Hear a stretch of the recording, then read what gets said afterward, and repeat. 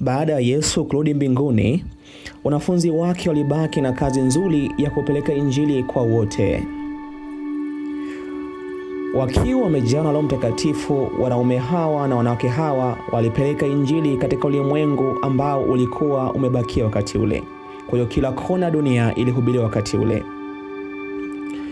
Lakini baada ya kazi hiyo, walikumbana na upinzani mkubwa mno, wakianza kwa Wayahudi, lakini pia hata kwa Warumi.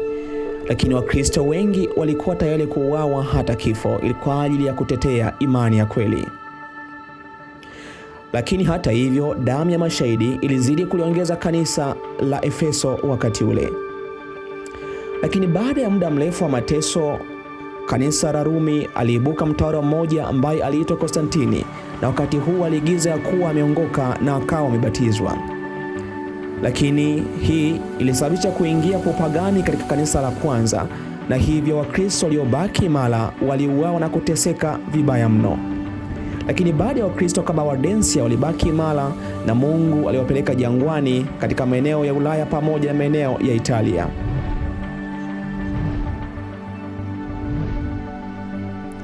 Hata hivyo, Mungu hakukosa mashahidi. Aliinua watu ambao waliamini Biblia na kwa imani ya Yesu pekee. Na Mungu aliinua watu kama akina John Huss, akina Zwingli, akina Wycliffe, akina Martin Luther kusimama kwa ajili ya imani ya Biblia na imani ya Yesu pekee.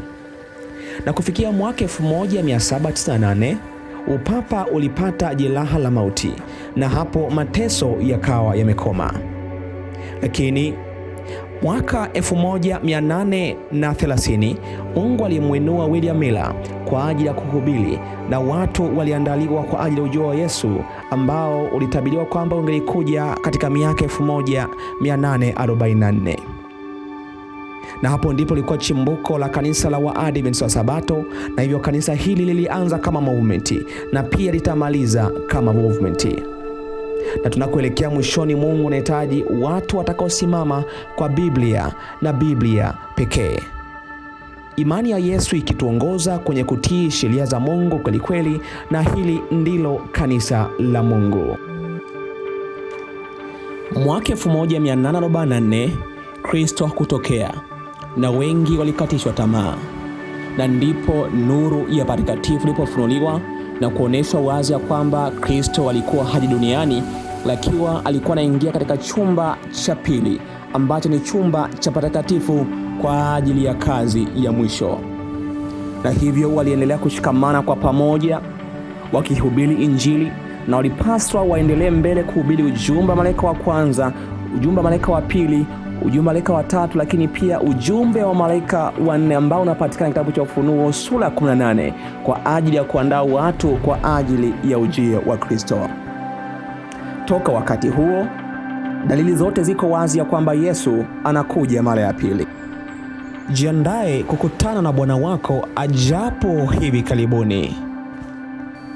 Roho ya unabii, maandishi ya Ellen G. White katika periodical PT, yani Present Truth, ya Septemba 1, 1849, paragrafu ya 8, nabii anasema, Bwana amenionyesha kwamba roho za thamani zinakufa njaa, na zinakufa kwa kukosa ukweli wa sasa, ukweli wa kutiwa muhuri, chakula kwa wakati unaofaa, na kwamba wajumbe wepesi wanapaswa kuharakisha mwendo wao na kulilisha kundi kwa ukweli wa sasa. Nilimsikia malaika akisema, harakisha wajumbe wepesi, harakisha wajumbe wepesi, kwani kesi ya kila nafsi itaamuliwa hivi karibuni, ama kwa uzima au kwa mauti. Ninakualika katika muendelezo wa majifunzo yetu, tukiwa na mfululizo wa masomo yanayokwenda kwa kichwa kinachosema lijue kanisa lako. Na hili somo ni sehemu ya pili. Waweza kurejea sehemu ya kwanza upate muendelezo mzuri wa somo hili tunaloendelea nalo. Ninayekualika katika majifunzo haya ni mimi mtumwa wa Mwenyezi Mungu, Mchungaji Fulgence Mangosongo wa kanisa la Waadventista wa Sabato. Na kabla hatujaendelea, nikualike tuombe.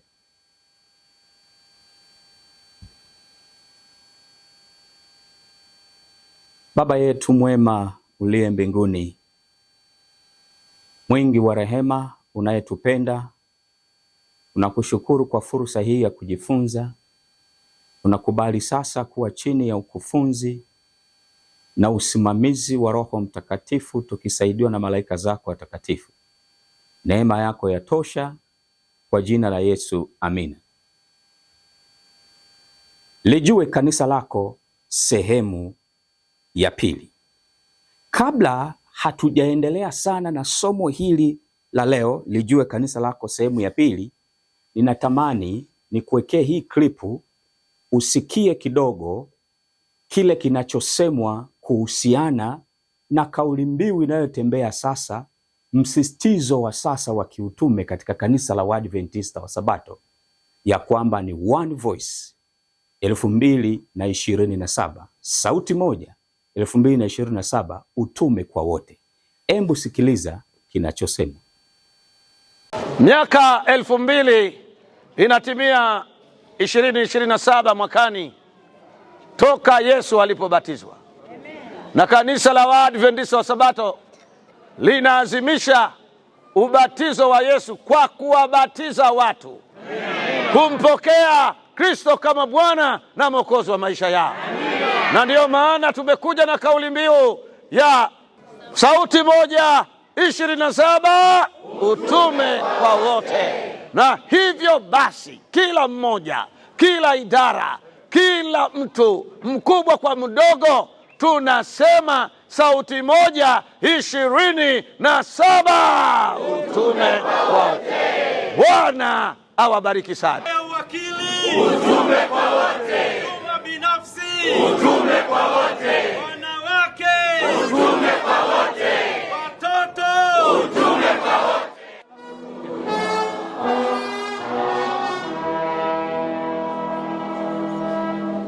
Ndugu mtazamaji, umesikia kiongozi wa kanisa, mchungaji, akisema One Voice ni kitu gani? Ni mkakati mkubwa, ni mkakati mzuri unaokusudia kuwaunganisha Waadventista wote wa Sabato kuwa chini ya sauti moja ya kiutume. Je, mambo haya ndivyo yalivyo? Tunataka tuangalie sasa katika somo hili hatua kwa hatua. Wala usifanye haraka kunichukia ama kunilaumu. Tunataka tuwasilishe vielelezo na Mungu atusaidie kuelewa kipi kiko nyuma ya pazia. Na kabla tujaendelea, tusome kwanza kitabu cha Ufunuo sura ya 11 mstari wa 1 na wa 2. Unaona nukuu hiyo, kifungu hilo kwenye skrini yako. Ufunuo 11 mstari wa 1 na wa 2, neno la Mungu linasema, nikapewa mwanzi kama fimbo, na mmoja akaniambia, inuka ukalipime hekalu la Mungu na madhabahu na hao wasujuduo umo, na behewa iliyo nje ya hekalu uiache nje, wala usipime, kwa maana mataifa wamepewa hiyo, nao wataukanyaga mji mtakatifu miezi 42. Sasa fuatana nami kwenye hili bango letu ni kuoneshe hiki ambacho Ufunuo 11 fungu la 1 na la 2 inachosema. Angalia mchoro huu. Hiki ni chumba cha patakatifu pa patakatifu. Hiki ni chumba cha patakatifu. Hapa ni huduma ya Yesu duniani, ndiyo behewa ya nje. Hapa kwenye hii behewa ya nje kulikuwa na hivi vitu viwili, birika ya kutawadha, madhabahu ya kuteketeza. Hapa katika vitu hivi viwili ndiyo huduma ya Yesu duniani. Na Mungu alikusudia, kama tulivyoona kwenye somo sehemu ya 1, kupitia ile hema ya hapa duniani ama patakatifu pa hapa duniani, tupate kujifunza kazi ya Yesu kama kuhani wetu mkuu patakatifu mbinguni. Kwa hiyo Yesu alipomaliza huduma yake duniani mwaka wa 31 alipaa kwenda mbinguni, akaanza huduma katika chumba cha kwanza. Alihudumu kwa muda wa miaka 1813. 1844 akaingia chumba cha pili, anahudumu mpaka sasa patakatifu pa patakatifu. Sasa basi, kuanzia hapa mpaka hapa ndio huduma ya Yesu patakatifu pa mbinguni. Alimaliza chumba cha kwanza, yuko chumba cha pili. Kwa hiyo wanaosujudu humo wapi? Zingatia kilichotokea 1844 Yesu alipohama chumba cha kwanza kuhamia chumba cha pili. Tangu hapo wanaomwamini Yesu wanapaswa kumfuata chumba cha pili kule Kristo aliko. Kwa hiyo ni nani wenye uelewa wa ukweli huu? Ni Waadventista wa Sabato. Agizo linatolewa baada ya hukumu ya upelelezi kumalizika kwa wafu. Agizo linatolewa ya kwamba inuka ukalipime hekalu na hao wanaosujudu. Ukisikia hao wanaosujudu, maana yake sio wafu. Wafu hawasujudu. Hapa inamaanisha hukumu ya upelelezi kwa walio hai. Kama huamini, nenda kwenye commentary ya Ellen G. White, angalia alivyokuwa anafafanua Ufunuo 11 fungu la kwanza. Utagundua kwamba anazungumzia hukumu ya upelelezi kwa walio hai. Na hukumu ya upelelezi kwa walio hai inaanza kwa Waadventista wa Sabato kwanza. Sasa basi, hao wanaosujudu wapi? Patakatifu pa patakatifu kwa imani. Hao wanaosujudu ni nani? Ni Waadventista wa Sabato, ndio wanaagizwa kupimwa. Lakini watu wa mataifa wao hawapimi sawasawa na Waadventista wa Sabato, hawahukumiwi sawasawa na Waadventista wa Sabato. Ndipo wanasema behewa ya nje usipime. Wamepewa watu wa mataifa, wataukanyaga mji mtakatifu miezi 42, miaka 3.5, siku 1260. Sasa angalia hapa, kuna vitu viwili. Yesu, hii ilikuwa ni ishara ya kwamba Yesu atakuja kubatizwa hapa, na alibatizwa mwaka wa 27. Miaka 3.5 akafa msalabani, ndiyo sadaka kafara iliyotolewa hapa, akafa msalabani.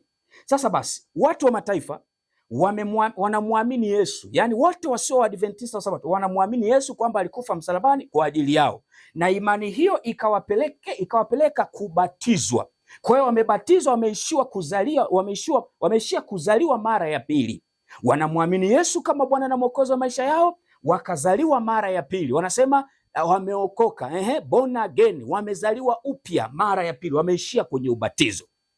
Wao hawajui kuhani wetu mkuu yuko wapi na anafanya nini. Kwa hiyo wao hawamfuati Yesu huku aliko kwa imani. Kwa hiyo wao hawasujudu humo. Sasa basi, One Voice 2027 kama kumbukumbu ya ubatizo wa Yesu, maana yake Waadventista wa Sabato tunatolewa huku patakatifu pa patakatifu, tunaletwa kwenye behewa ya nje, tunakuwa sawa na watu wa mataifa. Mungu wangu tusaidie kuelewa.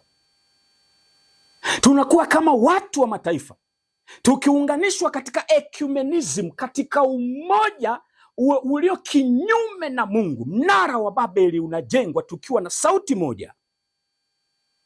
Sasa takupa vielelezo, tuangalie kidogo mambo haya jinsi yalivyo. Kuna kitabu unakiona picha yake, unaweza ukakifuatilia mtandaoni na kipo soft copy yake. Unakiona hicho, kinaitwa The Ecumenical Movement. Unaona hiyo picha yako kwenye screen hapo, The Ecumenical Movement.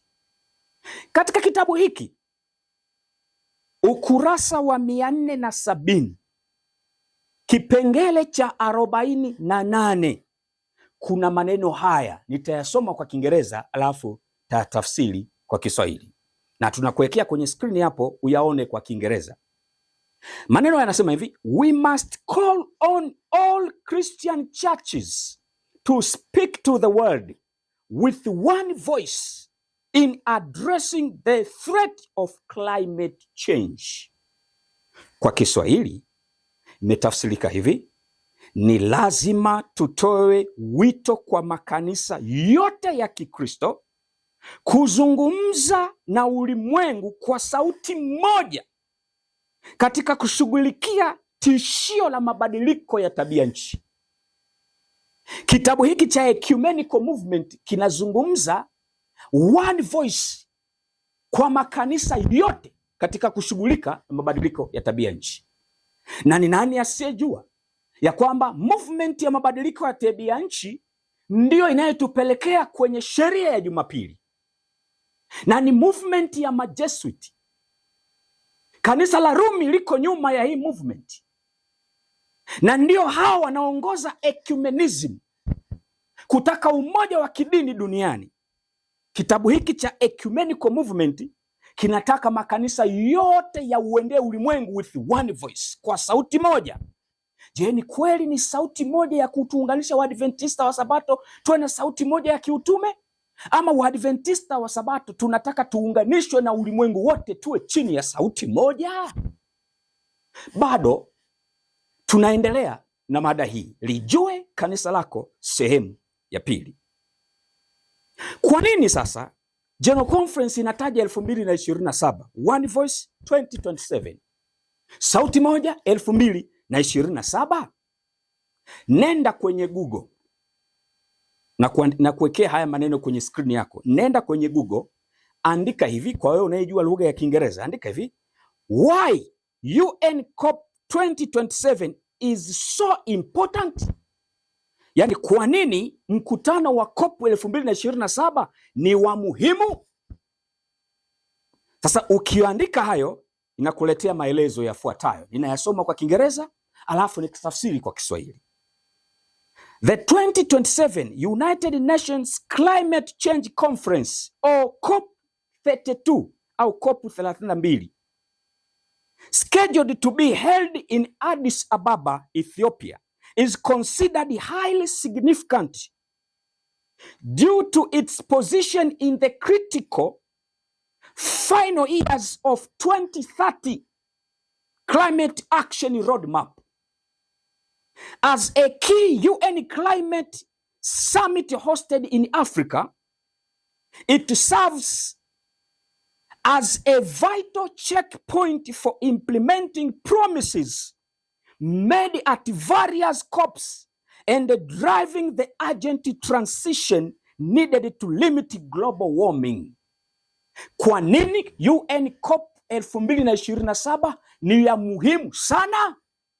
Kwa Kiswahili utafsiri iko hivi: mkutano wa 2027 wa Umoja wa Mataifa wa mabadiliko ya tabia nchi au COP 32 uliopangwa kufanyika Addis Ababa, Ethiopia, unachukuliwa kuwa muhimu sana kutokana na nafasi yake katika miaka muhimu ya mwisho. Miaka muhimu ya nini? Ya mwisho.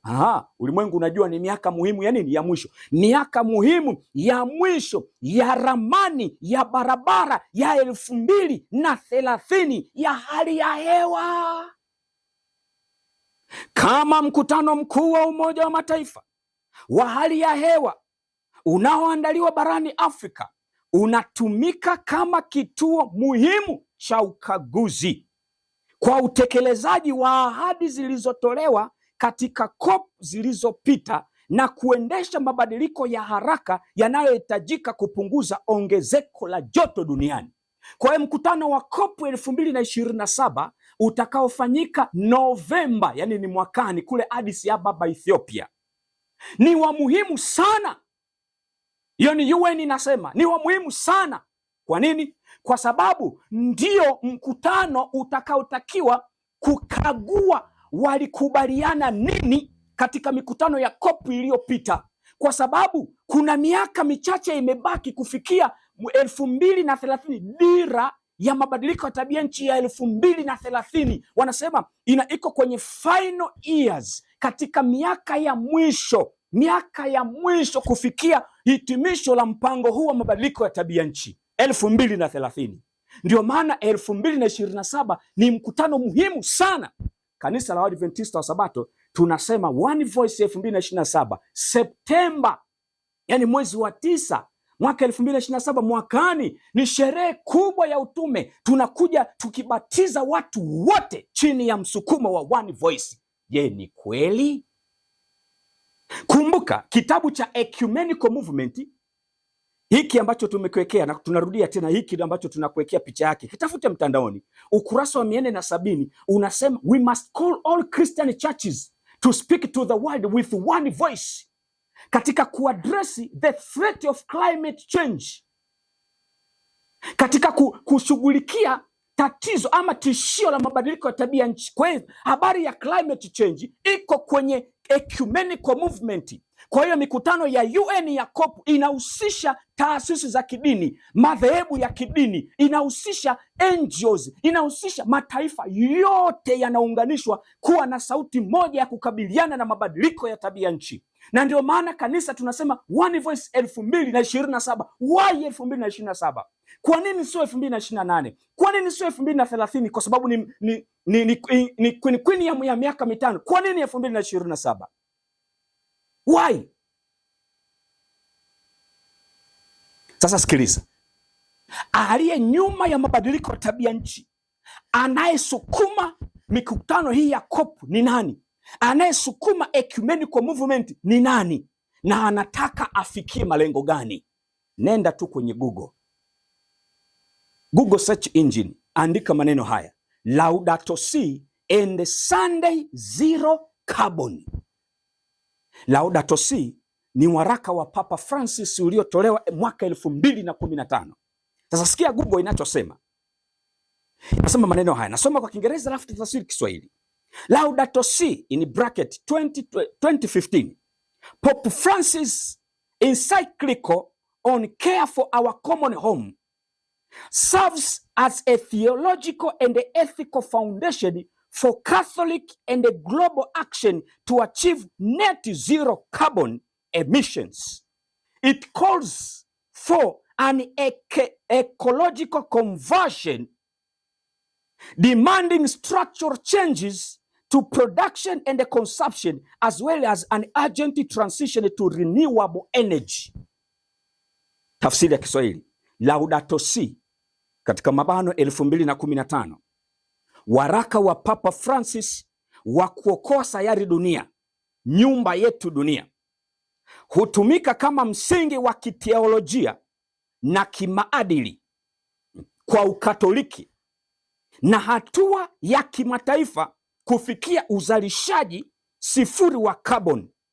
Inahitaji uongofu wa kiikolojia unaodai mabadiliko ya kimuundo kwa uzalishaji na matumizi, pamoja na mabadiliko ya haraka kuelekea nishati mbadala. Aha, kwa hiyo aliye nyuma ya Laudato Si ni nani? Aliye nyuma ya mabadiliko tabia nchi nani? Ni Vatican, ni kanisa Katoliki. Papa Francis akatoa waraka wa Laudato Si, ndio waraka unaotumiwa kama backup ya mikutano ya COP. Ndio backup ya mikutano yote ya mabadiliko ya tabia nchi kwa taasisi zote za kidini, madhehebu yote ya kidini, serikali zote duniani, NGOs zote, mashirika ya kimataifa yote, na kila mwanadamu. Laudato Si ndio unaoongoza mikutano hii. Wanataka nini hawa Wakatoliki? Wanalenga nini hawa Majesuiti? Wanatafuta nini? Aha, majibu tunayapata. Iko hivi, katika Laudato Si inazungumzia Sunday and environmental rest. Yani Jumapili na pumziko la mazingira. Sikia, Laudato Si inachukulia Jumapili zaidi ya siku tu ya kiliturujia, isipokuwa ni siku ya kuponya mahusiano yetu na kuruhusu wote, wanadamu na asili, kupumzika.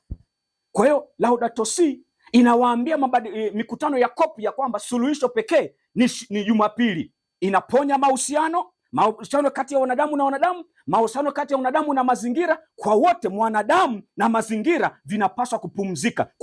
Kwa hiyo pumziko hili ni pumziko la Jumapili, na lina majina mengi: Sunday Zero Carbon, au a fossil free day, au rest for creation, pumziko kwa ajili ya uumbaji.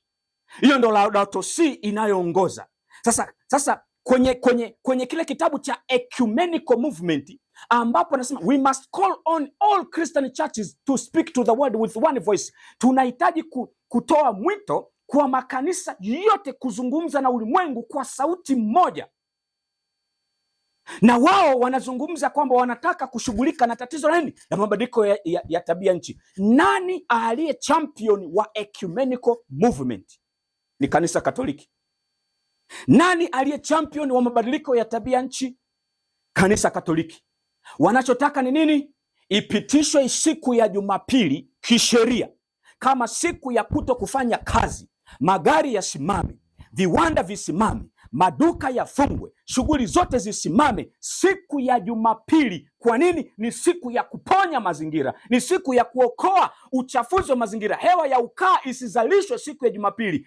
Tukifanya hivyo kila wiki kwa siku moja, tutakuwa tumeokoa kiwango fulani cha uchafuzi wa mazingira. Huo ni uongo, ni ajenda ya shetani. Kanisa la Waadventista wa Sabato nasi tunasema One Voice 2027. Tumewezaje kufika hapa kama kanisa? Kwa nini tunakimbiza ajenda ya Laudato Si, ya waraka wa Papa? Kwa nini tunaikimbiza ajenda ya UN COP? Kwa nini tunakimbiza ajenda ya ecumenical movement? Kwa nini tunakimbiza ajenda za majesuiti badala ya kuhubiri ujumbe wa malaika wa kwanza, wa pili na watatu, Ufunuo 14 mstari wa 6 mpaka wa 12? Kwa nini hatujikiti kwenye utume wetu? Kwa nini tunaanza kubeba ajenda za Umoja wa Mataifa? Kwa nini tunaanza kubeba ajenda za muungano wa kidini duniani? Kwa nini tunakuwa kana kwamba sisi ni vijana wa kazi wa kanisa Katoliki, vijana wa kazi wa Papa, wakati sisi ni vijana wa kazi wa Yesu mfalme anayehudumu patakatifu pa patakatifu mbinguni? Kwa nini tunaletwa kwenye ua wa nje? Kwa nini tunaletwa kwenye muungano wa kidini? Nani yuko nyuma ya hili? Ni majesuiti. Tumefikaje hapa?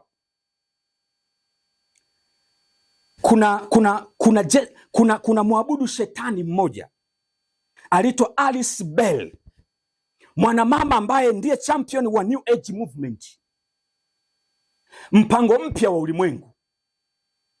Alishafariki wa muda mrefu, lakini maandishi yake yanabaki kama foundation ya mipango hii yote inayoendelea.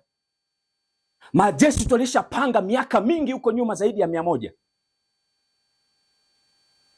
Ana pointi 10 huyu mama za kuhakikisha tunaingia kwenye New World Order, kwenye hii New Age movement.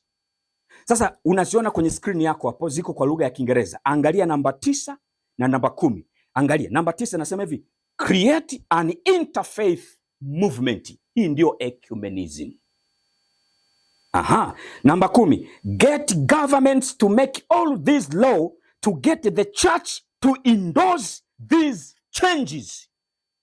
Yani serikali zote zitunge sheria, alafu makanisa kazi yake ndiyo kuendorse ama kuidhinisha mabadiliko haya yote. Na ndio maana kanisa la Wasabato tunaimba One Voice. Kwa nini kanisa la Wasabato tunaimba One Voice?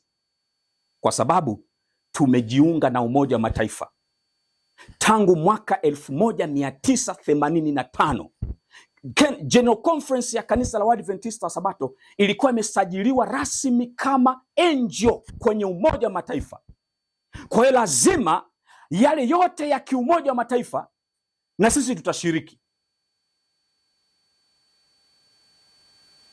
Nakupa ushahidi huu. Kanisa la Waadventista wa Sabato kujiunga na Umoja wa Mataifa. Kuna gazeti linaitwa Adventist Review. Ukalitafute tu mtandaoni utalipata. Adventist Review lililotoka Juni 6, 1985. Katika gazeti hilo, taarifa rasmi ya kikanisa ilitolewa mwaka 1985 Juni 6. Gazeti linasema hivi: mnamo Mei 10, Umoja wa Mataifa uliitambua Conference Kuu ya Waadventista wa Sabato kama shirika lisilo la kiserikali, yani NGO, non-government organization, lenye hadhi ya mashauriano consultative status, na kitengo cha kiuchumi na kijamii cha Umoja wa Mataifa, yani ECOSOC. Hii ECOSOC ni organ katika Umoja wa Mataifa, inaitwa Economic and Social Council. Kwa njia ile ile ambayo kitengo cha usalama na Umoja wa Mataifa kinashughulikia masuala ya vita na amani. ECOSOC inashughulikia masuala ya kijamii, kiuchumi, kibinadamu na kitamaduni ulimwenguni, pamoja na haki za binadamu na uhuru wa kidini. Na uhuru wa kidini. Konferensi kuu sasa ina haki ya kuwakilishwa katika mikutano yote ya ECOSOC. Huko New York kuna mikutano ya kuwasilisha taarifa na mikutano ya tume za haki za binadamu huko Geneva. Hadhi ya angel inajumuisha haki za kuzungumza na kuwasilisha taarifa za maandishi kuhusu masuala muhimu kwa kanisa. Vile Neville Matthews, mkurugenzi msaidizi wa konferensi kuu wa masuala ya umma na idara ya uhuru wa kidini, ndiye kiungo kati ya konferensi kuu na Umoja wa Mataifa.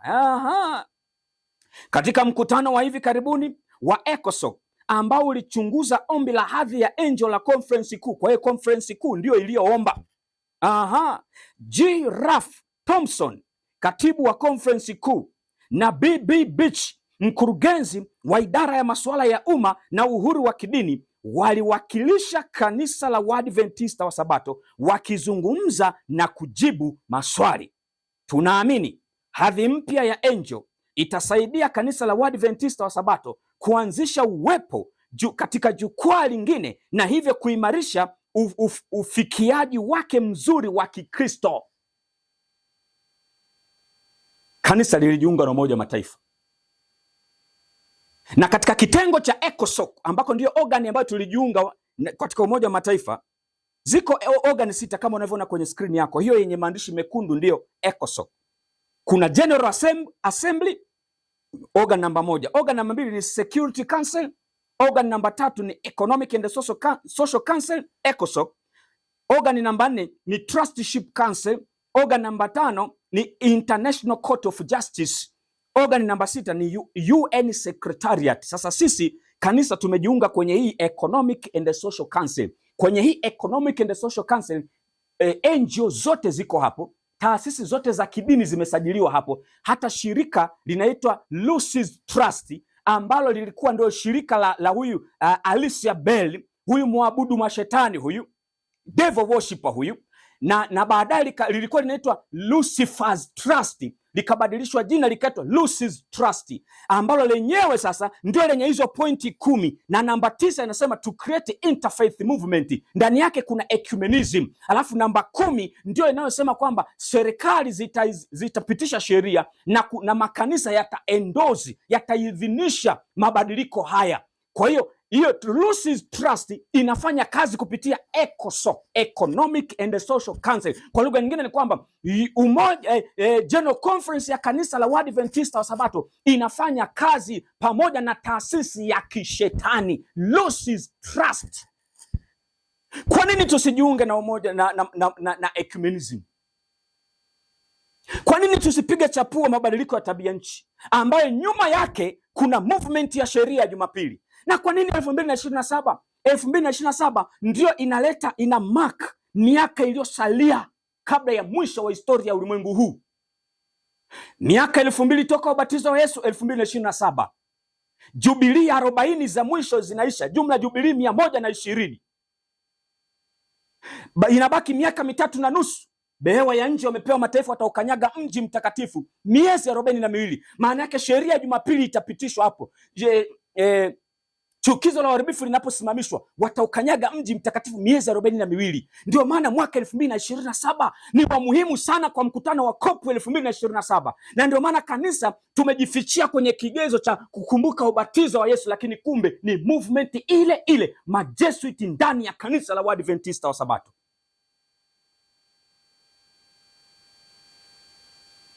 Nabii anasema hivi katika Special Testimonies for Ministers and Workers namba 6, ukurasa wa 4 paragrafu ya kwanza, unaiona nukuu kwenye screen yako. Nabii anasema ulimwengu haupaswi kuletwa ndani ya kanisa na kufungishwa ndoa na kanisa na kuunda kifungo cha umoja. Kupitia njia hii kanisa litakuwa limeasi kweli kweli, na kama ilivyoelezwa katika Ufunuo, ngome ya kila ndege mchafu na mwenye kuchukiza. Selected Messages gombo la pili ukurasa wa 385 paragrafu ya kwanza.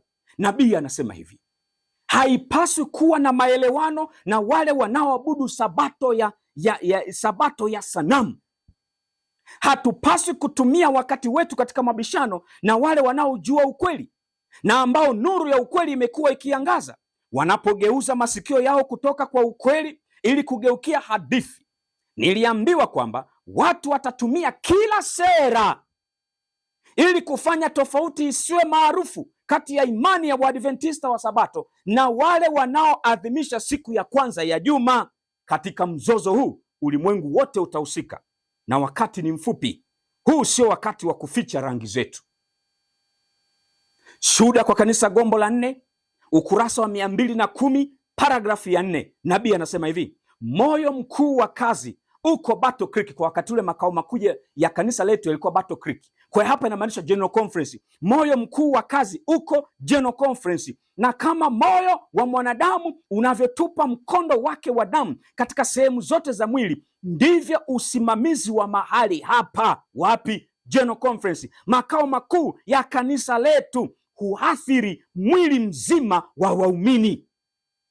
Tunaona One Voice General Conference wamezindua, divisions zinazindua, unions zote zinazindua, maconference yanazindua, mitaa inazindua, makanisa yanazindua, kote wana ma-t-shirt ya One Voice 2027, wana kofia One Voice 2027, wana leso za mkononi One Voice 2027, vikombe vinatengenezwa One Voice 2027, sijui yani mashati One Voice 2027, mabango wana machi mabarabarani. Mwili wote wa kanisa unaugua wote. Nabii anaendelea kusema, ikiwa moyo wa mwili una afya, damu ambayo hutumwa kutoka kwake kupitia mfumo pia inakuwa ni yenye afya. Lakini ikiwa chemichemi hii imechafuka, kiumbe kizima kinaugua kwa sumu ya maji muhimu. Kwa hivyo ndivyo ilivyo na sisi Waadventista wa Sabato. Ikiwa moyo wa kazi unakuwa mbovu, General Conference, kanisa lote katika matawi na maslahi yake mbalimbali yaliyotawanyika nje ya nchi juu ya uso wa dunia linateseka kwa matokeo. Paragrafu inayofuata, Shuhuda kwa Kanisa gombo la 4 ukurasa wa 210 paragrafu ya 5. Nabii anasema, kazi kuu ya shetani iko katika makao makuu ya imani yetu. The chief work of the devil is at the headquarter of our faith.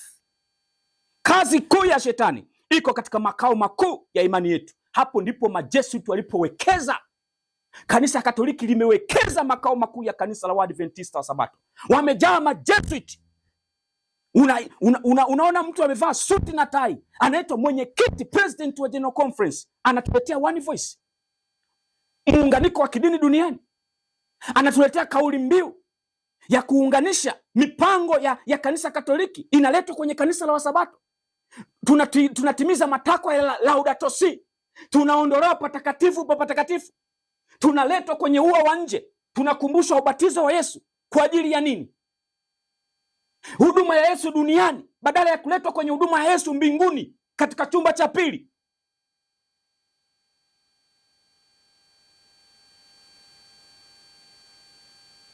Kazi kuu ya shetani, unaweza ukai screenshot hiyo nukuu ukaifuatilia mwenyewe kwa urefu wake. Kazi kuu ya shetani iko makao makuu ya imani yetu. Wamejazana majesuit. Pambano Kuu UPH 2023 sura ya 37, maandiko ni kinga, ukurasa wa 490. Shetani anajitahidi daima kuvuta usikivu uelekezwe kwa watu badala ya kuelekezwa kwa Mungu. Anawaongoza watu wawatazame maaskofu, wachungaji, maprofesa wa teolojia kama viongozi wao badala ya kuchunguza maandiko ili wajifunze wajibu wao wenyewe moja kwa moja. Ndipo kwa kutawala na kuongoza akili za hawa viongozi anaweza kutawala watu wengi kulingana na matakwa yake mwenyewe. Pambano Kuu UPH 2023 sura 37, maandiko ni kinga, ukurasa wa 492. Licha ya Biblia kujaa maonyo dhidi ya walimu wa uongo, watu wengi wako tayari kusalimisha amana ya roho zao kwa viongozi wa kanisa. Wapo watu maelfu leo wanaodai kuwa wafuasi wa dini, wasioweza kutoa sababu ya imani yao zaidi ya kusema tu kuwa wao wamefundishwa hivyo na viongozi wa kidini. Kwani leo nikikuuliza, mchungaji, One Voice ni nini na imetoka wapi? Ninaipata wapi kwenye msingi wa Biblia? Ninapata wapi kwenye msingi wa roho ya unabii ya kwamba tusherekee kumbukumbu ya ubatizo wa Yesu? Utaniambia nini? Unaweza hata ukaeleza? Hivi unajua kwamba kuna wachungaji hata hawawezi wakaeleza wanapoulizwa maswali yao na washiriki, hii One Voice sauti moja ni kitu gani? Ndicho hichi nabii anachokisema. Tunafuata tu kile ambacho viongozi wamekisema, sivyo maandiko yanavyotutaka. Kasomeni Pambano Kuu sura ya 37. Wakati umefika tusimame wenyewe tukisimika miguu yetu juu ya mwamba imara wa neno la Mungu na roho ya unabii, tutakuwa salama. Wanapita bila kuyaona mafundisho ya Mwokozi na wanaweka imani yao isiyo na swali kwa maneno ya wachungaji wao. Lakini je, wachungaji hawakosei? Tunawezaje kuweka amana roho zetu kwa uongozi wao bila kujua kwa njia ya neno la Mungu kuwa ni wabeba nuru? Haijaandikwa kwenye Biblia ya kwamba wapo wajiingizao kwa siri? Katika Yuda 1:4 haijaandikwa kwenye Wagalatia 2:4 ya kwamba wapo ndugu wa uongo wajiingizao kwa siri ili waupeleleze uhuru wetu? Pambano Kuu UPH 2023 UPH 2024 ukurasa wa 190 191 inazungumzwa jeshi la majesuiti, jeshi katili na fidhuli lililoundwa ili kuua Uprotestanti. Unataka kuniambia Waprotestanti wa kweli ambao ni Waadventista wa Sabato, ina maana majesuiti watashindwa kujipenyeza kwenye kanisa hili? Kama shetani aliweza kuwaondoa Wayahudi wale kanisa lile la jangwani, wakashindwa kuelewa kazi ya kuhani mkuu Yesu mpaka wakamkataa. Yesu anaingia chumba cha kwanza alipopaa mbinguni mwaka 31, alipoanza huduma patakatifu. Yesu ameingia katika chumba cha kwanza, Wayahudi hawakuweza kumfuata, wakaachwa kwenye giza totoro, alafu mawasiliano yao na mbingu yakaondolewa, Roho Mtakatifu akaondolewa kwao. Shetani huyo amebadilisha mbinu yake, hawezi kutufanya hivyo Waadventista wa Sabato leo. Lakini sikia, wako mpaka wachungaji wana mashaka na One Voice, wako washiriki wana mashaka na One Voice. Lakini kwa nini hawasimami na kusema hadharani? Na kwa nini hawasimami na kupinga? Pambano Kuu ina majibu. UPH 2023 sura ya 37, maandiko ni kinga, ukurasa wa 492. Ukosefu wa ujasiri wa kimaadili wa kwenda kando ya njia iliyozoeleka ya ulimwengu huwafanya wengi wafuate nyayo za wasomi, na kwa sababu ya uzembe na kuchunguza wenyewe wanajikuta wamenaswa katika minyororo ya makosa bila matumaini. Wanaona kuwa ukweli kwa ajili ya wakati huu umefunuliwa katika Biblia na wanahisi nguvu ya Roho Mtakatifu katika utangazaji wake, lakini bado wanaruhusu upinzani wa viongozi wa dini kuwageuza na kuwapeleka mbali na nuru. Ingawa busara na dhamiri vimeshawishika, roho hizi zilizodanganyika haziwezi kuthubutu kufikiri tofauti na mchungaji wao, na uamuzi wao binafsi, maslahi yao ya umilele vinatolewa kafara kwenye madhabahu ya mashaka, kiburi na chuki ya mtu mwingine. Na hivi ndivyo ambavyo yanafanyika. Hata vitabu unakuta vimeandikwa ukweli wa kuwasaidia watu, vinaposambazwa wachungaji wanapiga marufuku. Mchungaji anatangaza kabisa kwamba ole wake ni mkute mshiriki anakisoma kitabu hichi, kusanyeni vitabu, na watu wanakusanya vitabu. Kwani mchungaji ana polisi, ana magereza, ana mahakama? Hiyo hofu inatoka wapi? Kitabu cha Wathesalonike wa kwanza sura ya 5 mstari wa 19 mpaka 21 yatuambia, msitweze unabii, jaribuni mambo yote, lishikeni lilo jema. Biblia imesema tusisome. Je, Qur'ani hatuzisome? Hatunazo majumbani mwetu? Hatuangalii YouTube za walokole? Hatuangalii YouTube za Waislamu? Hatusomi vitabu vya walokole? Mbona tunavyo kwenye majumba yetu? Wachungaji wamepita kwenye hizo nyumba na kuvikusanya hivyo vitabu. Kwa nini unakubali kwa haraka vitabu ambavyo vingekusaidia? Kwa nini usisome mwenyewe na uone kosa liko wapi, hatia iko wapi, uasi uko wapi, alafu uchague kile kilicho chema, ukichukua na kile kibovu uachane nacho? Pambano kuu ni halisi, na hivi ndivyo linavyopiganwa. Shetani yuko kazini. Sasa swali ni hili: ikiwa General Conference imefikia hapo kutuuza Waadventista wa Sabato kwa upapa, eti tunatekeleza mipango ya Laudato Si, ya UN-COP, mikutano ya Umoja wa Mataifa kama taasisi ya Vatican, yenye kutuandaa kwa sheria ya Jumapili. Tunaletewa One Voice 2027, tunaondolewa patakatifu pa patakatifu, tunaletwa kwenye huduma ya Yesu duniani, kwenye ua wa nje, tunaletwa kwenye ua wa nje kabisa. Kama General Conference imefikia hapa, sasa swali ni hili. Sasa nani ataimaliza kazi ya Mungu? Maana hili ndilo kanisa la kweli la Mungu. Na wengine wamefikia hatua ya kusema hivi, huyu mchungaji Mango Songo, hawa wahubiri wanaojiita wahubiri wa ukweli wa sasa, hawa wanalichafua kanisa, hawa wanalitukana kanisa, hawa wameliasi kanisa. Hii ni kwa sababu hatujaelewa nini maana ya kanisa. Fanya hivi, rudi kwenye historia, maana hakuna jipya chini ya jua. Mhubiri 1:9, yaliyokuwako ndio yatakayokuwako, yanayotendeka yaliwahi kutendeka. Hakuna jipya chini ya jua. Pambano Kuu sura ya 19 paragrafu ya 1 inaeleza kwamba yatajirudia, historia itajirudia. Fanya hivi, angalia, mfumo wa dini ya Kiyahudi ulianzishwa na nani? Na Mungu. Ulikuwa umekabidhiwa jukumu, si ndio? Mfumo ulikuja wakati kanisa tayari lipo. Matendo ya Mitume 7:38, yeye ndiye aliyekuwa na kanisa jangwani kabla hata ya kuhani Yethro hajamtokea Musa na kumpa ushauri wa kuweka wasaidizi kwenye uongozi. Kabla hata Mungu hajamwambia Musa achague wazee 70 liundwe baraza la Sanhedrin. Wale watu wanatoka utumwani Misri, lilikuwa kanisa, halikuwa na mfumo. Mfumo ukuwepo ule uliokuja baadaye. Baadaye Mungu anaunda mfumo. Mfumo ukaacha njia ya Mungu na shetani akawa ameuteka mfumo. Je, Yohana Mbatizaji alipokuja aliendelea kufanya kazi na mfumo? Alifanya kama independent. Yesu alipokuja alifanya kazi na mfumo? Hapana, alianzisha independent ministry. Alikuwa akaita mitume, akaita wanafunzi na akawakabidhi kazi ya Injili ambayo ilitakiwa ifanywe na mfumo wa dini ya Kiyahudi. Kazi ya Mungu huwa haikwami. Kazi ya Mungu huwa haikwami. Wakati wa kuhubiriwa ujumbe malaika wa kwanza na wa pili, wachungaji hawakuwa tayari.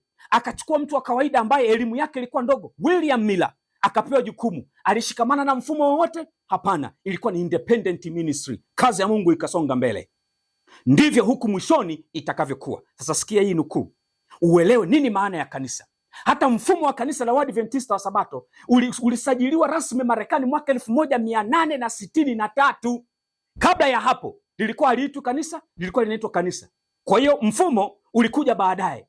Kwa hiyo kanisa lilianza, unafuata mfumo kwa ajili ya nini? Kusaidia majukumu, utume ule wa kanisa ili uende mbele. Mfumo unapokuwa umetekwa na shetani na kuongoza kuwachepusha watu wa Mungu kutoka kwenye lile kusudi la Mungu, Mungu anafanyeje? Anafanyeje? Anabaki tu anaubembeleza huo mfumo. Kwa uasi mkubwa kiasi hiki, kwa uasi huu wa General Conference, eti Roho Mtakatifu bado yupo General Conference, bado ni sauti ya Mungu, bado Mungu anafanya kazi na mfumo huu. Huko nyuma nilikuwa ninatetea mfumo, ni kwa sababu nilikuwa sijaelewa. Nuru inaendelea kukua. Uthibitisho ni mkubwa ya kwamba Mungu afanyi kazi na mfumo wa kanisa la Waadventista wa Sabato. Sasa kanisa ni nini basi? Sikia tafsiri ya Ellen G. White. Nini maana ya kanisa? Pengine hukuelewa. Unafikiri kanisa ni mfumo, conference, ni union, general conference. Unafikiri ndio nini? Ndio kanisa. Unafikiri ni kanisa mahali lililopangiliwa. Unafikiri ndio nini? Ndio kanisa. Hukuelewa. Sasa leo utaelewa.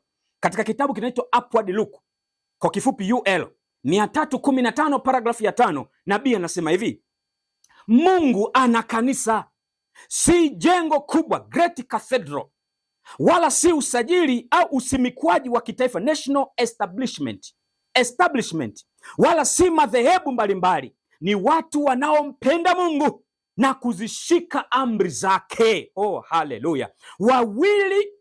Walipo wawili watatu wamekusanyika kwa jina langu, nami nipo papo hapo katikati yao. Mathayo 18:20, ambapo Kristo yupo hata miongoni mwa wachache wanyenyekevu. Hili ni kanisa la Kristo, kwa kuwa uwepo wa aliye juu na mtakatifu akaaye milele peke yake unaweza kuunda kanisa. Bwana asifiwe. Kanisa ni nini? Ni watu wanaompenda Mungu na kuzishika amri zake. Ujumbe wa malaika wa kwanza unasemaje? Mcheni Mungu na kumtukuza. Nini maana ya kumcha Mungu? Ni wito wa kwenda ulimwengu wote ya kwamba warudi kwenye kuzitii amri zake, ikiwemo Sabato. Alafu kumtukuza Mungu maana yake nini? Ni kuakisi tabia ya Mungu na pia kuishi kiafya. Hiyo imefafanuliwa kwenye kitabu kinachoitwa Ujumbe wa Malaika Watatu. Ninacho hapa hicho kitabu hiki hapa, ndani yake imefafanuliwa nini maana ya mcheni Mungu na kumtukuza. Ujumbe wa Malaika Watatu kimetoka UPH 2025. Sasa basi, huu ujumbe wa mcheni Mungu na kumtukuza, ujumbe wa malaika wa kwanza, kwa maana saa ya hukumu yake imekuja. Hukumu gani? Tangu tarehe 22 Oktoba hukumu ya upelelezi ilianza kwa wafu, na Yesu anahudumu patakatifu mbinguni. Sasa kama ujumbe huu unatutaka tuje hapa, kwa nini tunatolewa, tunarudishwa kwenye huduma ya Yesu, kwenye ua wa nje, kwenye huduma ya Yesu duniani? Tunasherekea ubatizo. Maana yake General Conference inaongoza Waadventista wa Sabato kukataa ujumbe wa malaika wa kwanza. Kama inakataa ujumbe wa malaika wa kwanza, ujumbe wa malaika wa pili unafuata. Umeanguka Babeli. Na kama ujumbe wa malaika wa pili ni onyo kwa Waadventista wa Sabato kushikamana na ulimwengu, na kwa kitendo hicho, kwa kukataa ujumbe wa malaika wa kwanza, wameshikamana na mafundisho ya kibabeli. Ndio, kwa sababu hata ya One Voice ni agenda ya Vatican, ni agenda ya Laudato Si, UN COP, majesuiti wako nyuma yake. Kwa kama tumeshikamana, maana yake tumekataa ujumbe wa malaika wa kwanza. Kwa hiyo tumeanguka. Kwa hiyo mfumo huu unawaongoza watu kukataa ujumbe wa malaika wa kwanza. Ujumbe wa malaika wa pili unatoa onyo na unalalama, umeanguka Babeli. Kwa sababu hiyo basi, ujumbe wa malaika wa tatu hautatufaidia, ambao unatuleta kuhakikisha kwamba tunakuwa na haki ya Kristo ili tusipokee alama mnyama. Maana yake mfumo unawaongoza watu kwa ajili ya kupokea alama ya mnyama. 2027 sheria ya Jumapili inapita. Mungu amemalizana na Waadventista wa Sabato katika hukumu ya upelelezi. Unaelewa ya kwamba hukumu hiyo inaendelea sasa kwa walio hai, na wako Waadventista wa Sabato majina yanakubaliwa na wengine yanakataliwa. Je, unaelewa ya kwamba hukumu ya upelelezi inaendelea sasa? Unaelewa kuhani wako mkuu yuko wapi na anafanya nini sasa? Ewe mchungaji, kwa nini washiriki wako hawaelewi? Unabaki kuongoza watu kwamba One Voice 2027. Unaelewa aliye nyuma ya hii movement?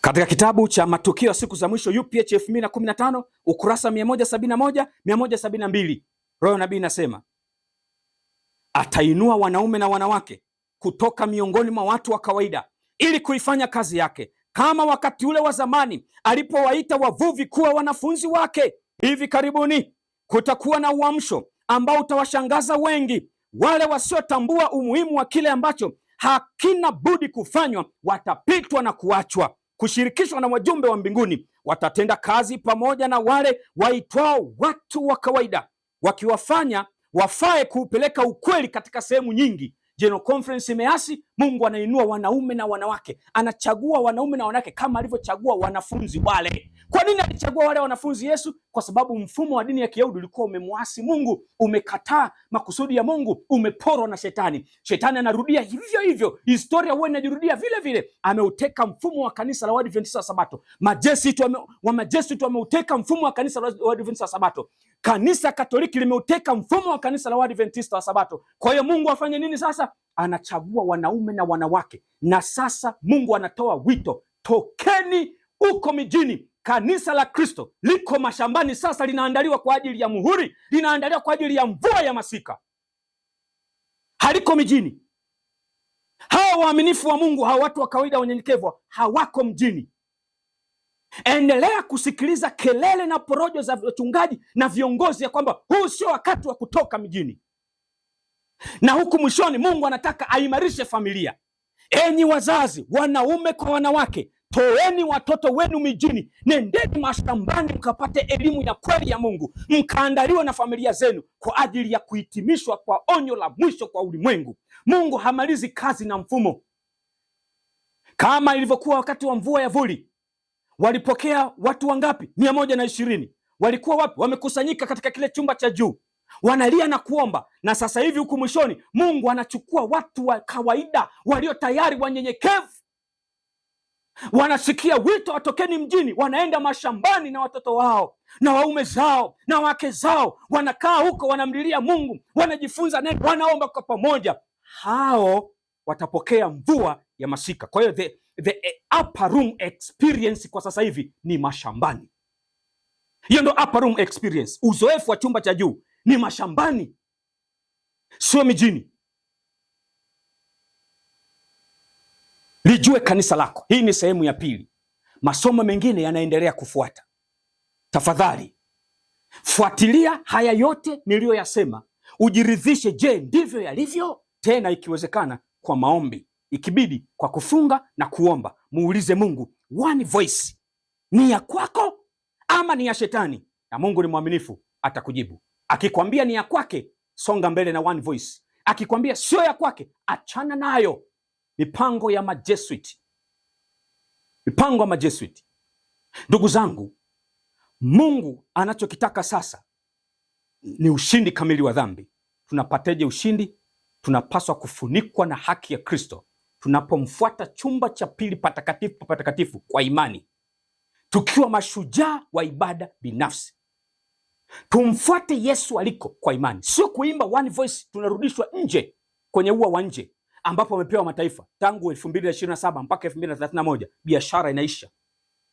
Miaka 2000 aliiona Yesu wakati anakikabili kifo msalabani. Mwaka wa 31 kwenye manuscript releases, gombo la kwanza 355 paragrafu ya kwanza, aliona miaka 2000 mbele ya uwepo wa kanisa lake, kabla ya kuangamia, kabla ya mwisho wa historia ya ulimwengu huu. Kama tunaamini kwa urahisi kiasi hicho kwamba mwaka 27 Yesu anabatizwa akiwa na umri wa miaka 30, inapofika mwaka 2027 imetimia miaka 2000, tunashindwa nini kuamini ya kwamba Yesu aliposema aliiona miaka 2000 wakati anikabili kifo chake, kutoka mwaka wa 31 mpaka mwaka 2031, si kutoka 2027 kuna miaka 3.5 inatuleta 2031? Hatuoni ya kwamba hapo ni muda wa mataifa kwa ajili ya kilio kikuu, onyo la mwisho kwa ulimwengu? Nafasi yako msabato iko wapi sasa hivi? Weka mambo ya nyumbani kwako sawa kabla jina lako halijaitwa katika mahakama ya mbinguni. Ukitaka kuelewa hili, nenda kasome Pambano Kuu sura ya 23, sura ya 24, sura ya 28. Utaelewa kazi ya kuhani wako mkuu yuko wapi, anafanya nini, na wewe unapaswa kufanya nini. Achana na hizi porojo na hizi nyimbo za kishetani za one voice. Huu ni muungano wa kidini, ecumenism. Mimi ni mjumbe tu, nimesema. Na usifikiri ni rahisi kuyasema haya. Hata itaponipasa kufa, siwezi kusalimu amri kwa kusema uongo. Ili iweje? Itamfaidia nini mtu akiupata ulimwengu na yote yaliyomo akapoteza roho yake? Niko serious, nataka kwenda mbinguni. Imeandikwa kwenye Biblia na roho ya unabii ndio nitakayoitetea. Kinyume na hapo, never. Never. Haiwezekani. Simama imara, ninakutia moyo. Pambano Kuu ni halisi. Pepeto linaendelea, kanisa la Sabato linatikiswa. Simama imara, na imeandikwa, utasalimika. Pambano Kuu sura ya 37. Maandiko ni kinga, ni usalama wetu, sio nani anasema nini. Simama na imeandikwa. Mungu na akubariki. Endelea kufuatilia masomo yanayofuata.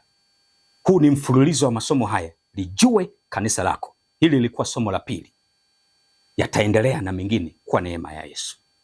Na kabla tujahitimisha, basi tuombe.